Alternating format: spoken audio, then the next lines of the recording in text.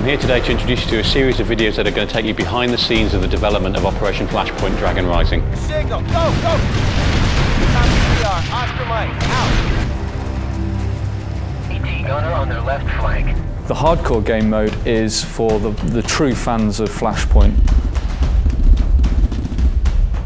In hardcore mode, you're basically stripping out all of the supporting features and you're fighting as a soldier would. You're using line of sight to verify targets, and that's the experience that we think our hardcore fan base are really looking for, and it's a great experience, especially in co-op. For starters, we take all of the HUD off. There's nothing there at all, no crosshair, no compass. You're all on your own other than a map.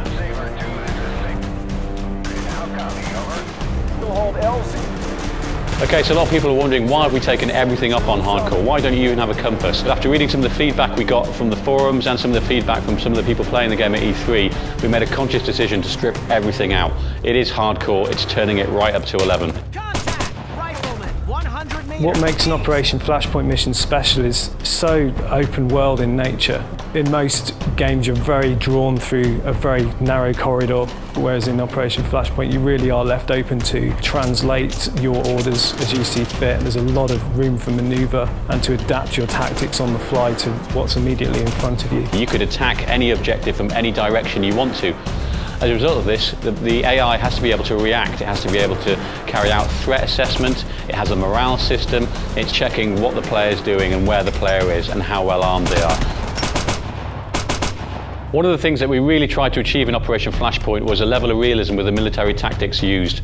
We did a lot of work with the Marines, and we even got our hands on their playbook, which gave us an idea of the kind of plays that they used. These plays work in very much the same way as, say, an American football play. They have distinct strategies that they use at distinct moments.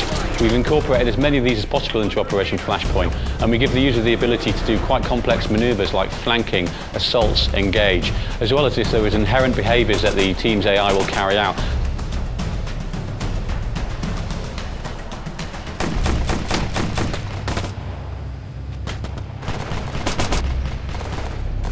In a typical mission, you're going to be using the same tactics that the US Marine Corps use in real life. You've got a fair, fine degree of control afforded by the command radial. As the fire team leader, you're really calling the shots. So you have a lot of control over your fire team. You can change the formation, you can change their rules of engagement, also their tactical spread, and then on top of that you have all sorts of abilities to give flanking orders, assault orders, suppressing orders. One of the context-sensitive orders you can issue is assault building, and this will allow you and your fire team to force your way in through the door and clear all the rooms within that building.